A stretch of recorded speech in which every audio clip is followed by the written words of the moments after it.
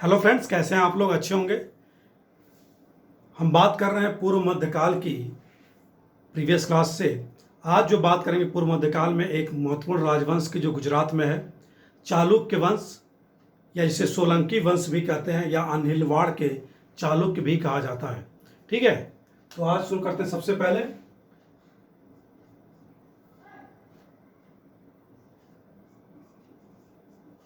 चालुक्य, या ब्रैकेट में लिख लेंगे हम सोलंकी। सोलंकी वंश, ठीक है। कहां पर है चालुक्य या सोलंकी वंश? कहां पर है? ये मेनली गुजरात में है, ठीक है। और जो इसका संस्थापक है वह संस्थापक है मूलराज। ओके,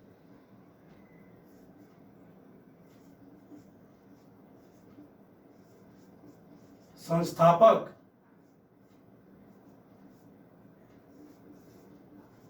मूलराज प्रथम, ठीक है। और जो इसकी राजधानी है वह है अनिलवाड़।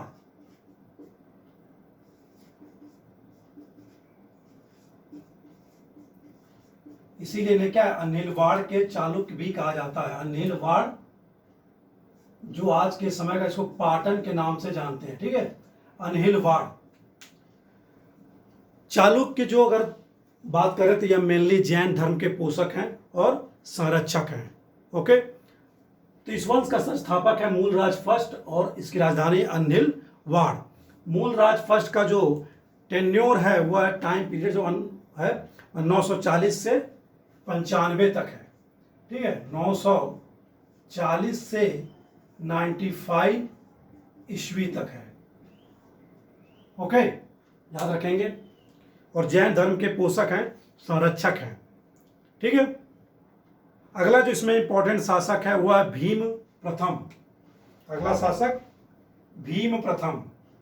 इंपॉर्टेंट शासकों की बात करेंगे हम, सबकी बात नहीं करेंगे। भीम फर्स्ट, ठीक है। यह आएगा आपका कब?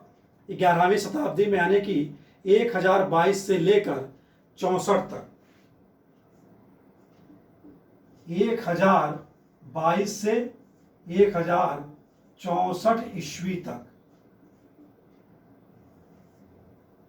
ठीक है। इसके समय की जो मेन घटना है वह है क्या, 1025 ईस्वी में महमूद गजनवी का सोमनाथ मंदिर पर आक्रमण। कब? 1025 ईस्वी में, ठीक है।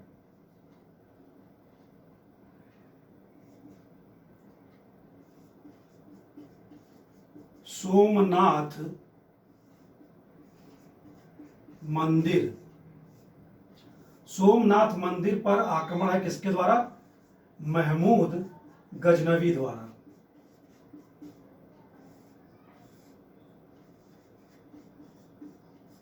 ठीक है, महमूद गजनवी द्वारा क्या है, आक्रमण किया जाता है 1025 ईस्वी में सोमनाथ मंदिर पर, ठीक है। काफी लूटपाट की जाती है। जानते हैं महमूद गजनवी क्या है, धन लूटने के उद्देश्य से क्या है, भारत पर आक्रमण किया उसने। तो सोमनाथ मंदिर जो अभी तक क्या है, ईंट का था, उसका पुनर्निर्माण कराया जाता है किसके द्वारा? भीम प्रथम द्वारा, पत्थर से, ठीक है। तो सोमनाथ मंदिर का पुनर्निर्माण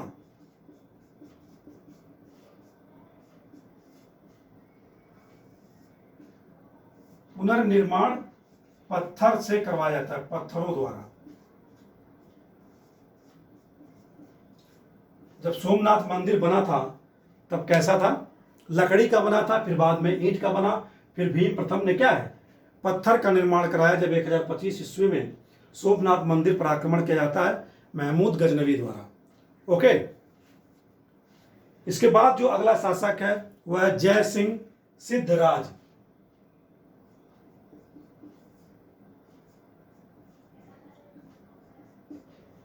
जय सिंह सिद्धराज,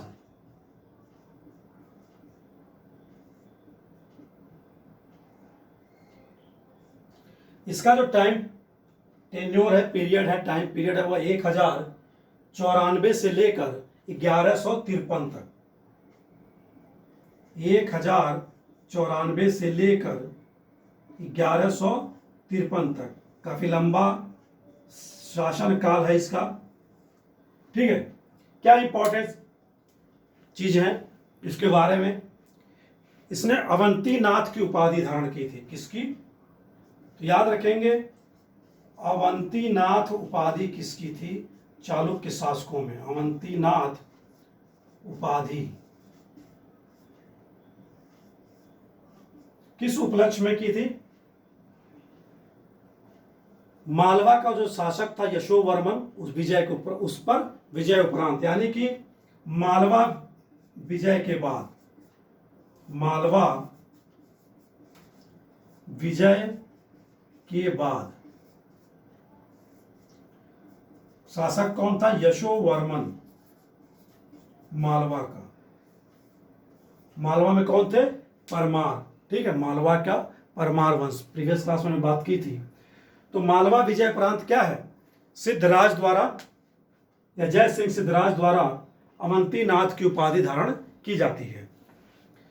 चूंकि इसके कोई पुत्र नहीं था, ठीक है, तो इसमें इतिहास में पहली बार मिलता है कि कोई राजा क्या है, अपने मंत्री के पुत्र को अपना उत्तराधिकारी चुनता है। तो इसका मंत्री जो है, मंत्री उदयन, ठीक है, मंत्री उदयन के पुत्र, मंत्री उदयन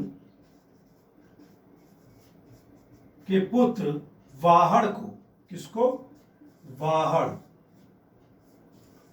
वाहड़ को अपना उत्तराधिकारी बनाता है। उत्तराधिकारी, इसके पुत्र नहीं है, ठीक है, कोई उत्तराधिकारी नहीं है, इसलिए अपने मंत्री उदयन के पुत्र वाहड़ को क्या है, अपना उत्तराधिकारी नियुक्त करता है। ठीक है, और जय सिंह सिद्धराज द्वारा एक काम और किया जाता है कि जो इसके पूर्वज थे, उससे पहले 7 राजा जो हुए थे, ठीक है, उनकी मूर्तियां बनवाई जाती हैं हाथी पर बैठे हुए, यानी आरूढ़ हुए हाथी पर बैठे हुए 7 पूर्वजों की मूर्तियां बनवाई जाती हैं और उसे प्रतिस्थापित करवाया जाता है। कहां पर? आबू पर्वत पर। ठीक है, याद रखेंगे इस फैक्ट को, आबू पर्वत पर। ओके, अब अगला जो शासक है कुमारपाल, क्या नाम है? कुमार पाल। कुमारपाल का टाइम पीरियड क्या है? 1053 से लेकर 1072 तक, 72 ईस्वी तक। ठीक है, 72 ईस्वी तक। कुमारपाल के समय एक प्रसिद्ध जैन आचार्य हैं हेमचंद्र। ठीक है, हेमचंद्र जो कोई क्या है, हेमचंद द्वारा कुमारपाल को जैन धर्म में दीक्षित किया जाता है। हालांकि हेमचंद कब से हैं? प्रसिद्ध जैन आचार्य हेमचंद्र इसके समय से हैं, जय सिंह सिद्धराज के समय से हेमचंद्र। ठीक है, तो जैन आचार्य हेमचंद द्वारा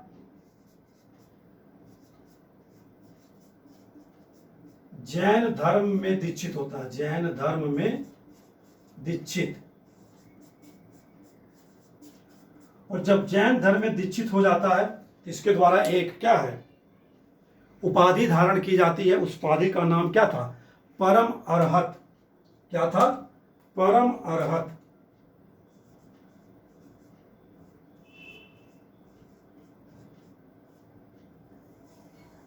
ओके, परम अरहत। और कुमारपाल द्वारा क्या अंतिम रूप से सोमनाथ मंदिर का पुनर्निर्माण भी करवाया जाता है। ये भी फैक्ट याद रखेंगे। ये दोनों राजाओं का नाम आएगा, भीम प्रथम और कुमारपाल द्वारा। ठीक है, कुमारपाल द्वारा एक काम और किया गया, जब जैन धर्म को स्वीकार कर लिया गया, जैन धर्म में पता ही है जीव हत्या, पशु हत्या, मद्यपान और धृत क्रीड़ा पर प्रतिबंध है। तो इसने क्या है, अपने पूरे साम्राज्य में पशुओं की हत्या पर, शराब पीने पर यानी मद्यपान पर, जुआ खेलने यानी धृत क्रीड़ा पर क्या है, प्रतिबंध लगा दिया था। ओके, कुमारपाल, याद रखेंगे इस फैक्ट को भी। सोमनाथ मंदिर का पुनर्निर्माण करवाया जाता है। इसी के नाम से एक क्या है, काव्य की रचना की जाती है, कुमारपाल चरित। कौन सा, कुमारपाल चरित।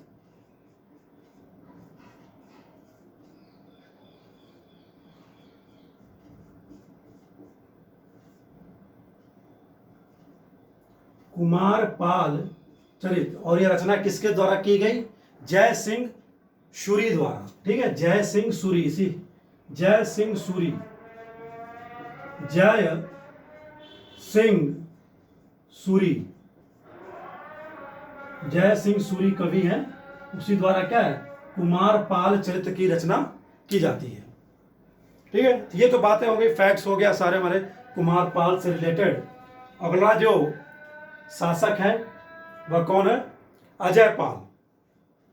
अजयपाल के समय महत्वपूर्ण फैक्ट क्या है कि शैव धर्मानुयायी और जैन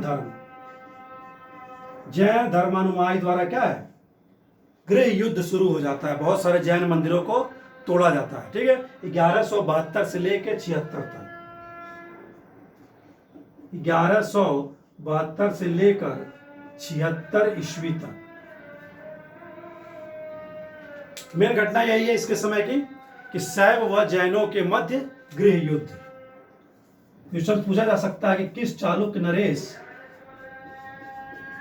के कार्यकाल में क्या है, शैव मतानुयायी और जैन मतानुयायियों के मध्य क्या है, गृह युद्ध होता है। शैव व जैन के मध्य क्या होता है, गृह युद्ध, गुजरात में। ओके, तो ये फैक्ट हो गया। अगला जो शासक है वह है मूलराज द्वितीय। अगला शासक कौन है,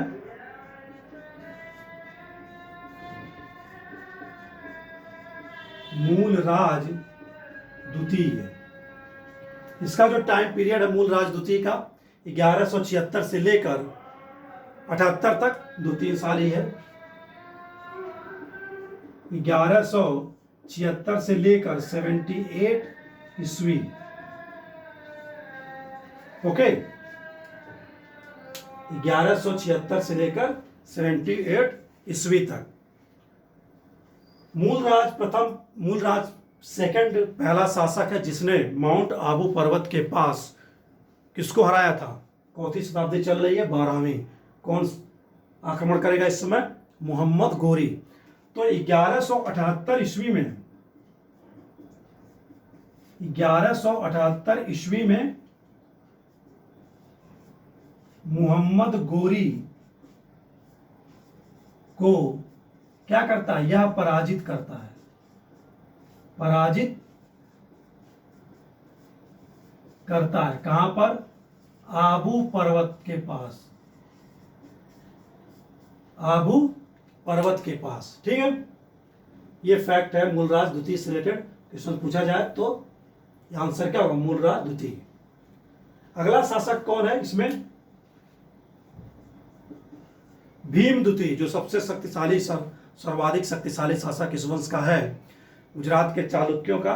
कौन है, भीम द्वितीय।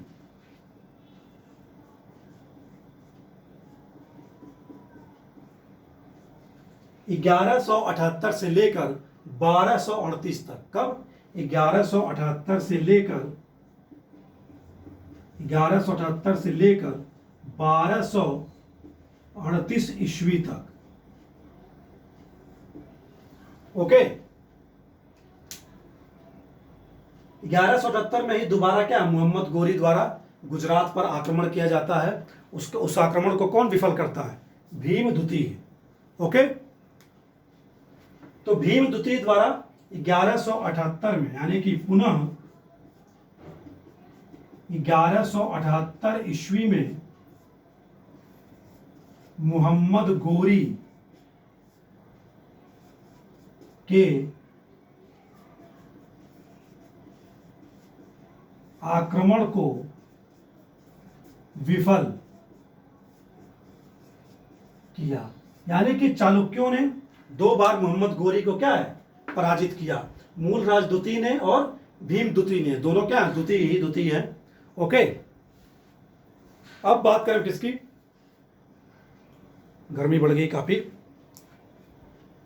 भीम द्वितीय 1195 में मोहम्मद गोरी का जो दास है कुतुबुद्दीन ऐबक की सेना को भी पराजित किया जाता है, किसके द्वारा, भीम द्वितीय द्वारा। ठीक है, कब, 1195 ईस्वी में कुतुबुद्दीन ऐबक, हम ऐबक ही लिख रहे हैं, ऐबक की सेना को पराजित किया। ऐबक की सेना को क्या किया, पराजित। यानी शासक और दास दोनों को पराजित किसके द्वारा किया जा रहा है, भीम द्वितीय द्वारा। लेकिन पुनः 1195 में ही क्या है, ऐबक द्वारा चालुक्यों की राजधानी अन्हिलवाड़ पर क्या है, कब्जा कर लिया जाता है। ठीक है, पहले पराजित किया, फिर दोबारा क्या है, पुनः 1195 में ऐबक द्वारा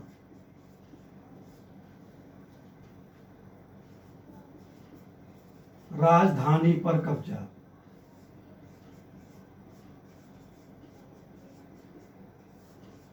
ठीक है, राजधानी पर कब्जा है, यानी कि राजधानी कौन सी है, अन्हिलवाड़। ओके, इसके बाद जो इसका लास्ट शासक है 13वीं शताब्दी में, वह है त्रिभुवन पाल। पाल से ये मत समझेंगे क्या है कि बंगाल के पालों के शासक हैं, पाल वंश के शासक हैं। नाम है इनका कुमार पाल, त्रिभुवन पाल। अंतिम शासक को लिख लेते हैं, क्वेश्चन पूछे जा सकते हैं। त्रिभुवन पाल, ठीक है। त्रिभुवन पाल का जो समय है वह कब है, 1240 से लेकर 44 तक। 1240 से 44 ईस्वी तक।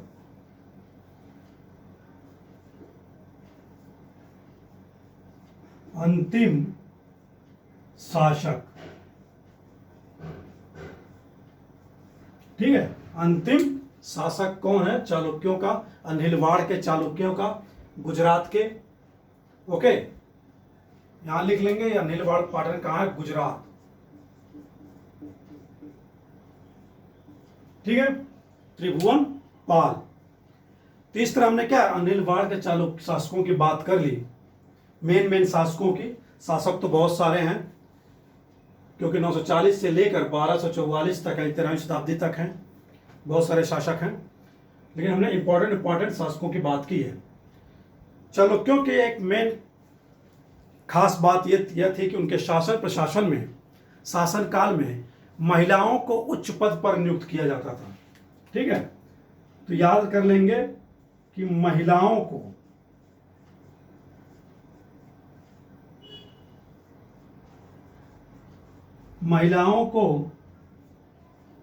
उच्च पदों पर नियुक्त किया जाता था। क्वेश्चन पूछ दे कि किस पूर्व मध्यकालीन राजवंश में महिलाओं को उच्च पदों पर नियुक्त किया जाता था, तो वह राजवंश कौन सा होगा, चालुक्य या सोलंकी वंश, नीलवाड़ के चालुक्य सोलंकी वंश, गुजरात। ठीक है, ये हमारा आंसर होगा, नियुक्त किया जाता था। ठीक है, इस तरह हमने बात कर ली पूर्व मध्यकाल में एक और राजवंश की, चालुक्य सोलंकी वंश की। अभी बंगाल के पाल बचे हैं, कश्मीर के वंश बचे हैं, कारकोट, उत्पल। ठीक है, अभी साउथ इंडिया के राज्य बचे हैं 2-4। ठीक है, तो आज की क्लास में हम इतना ही रखेंगे, बाकी कल रखेंगे। नमस्कार, thanks for watching the video.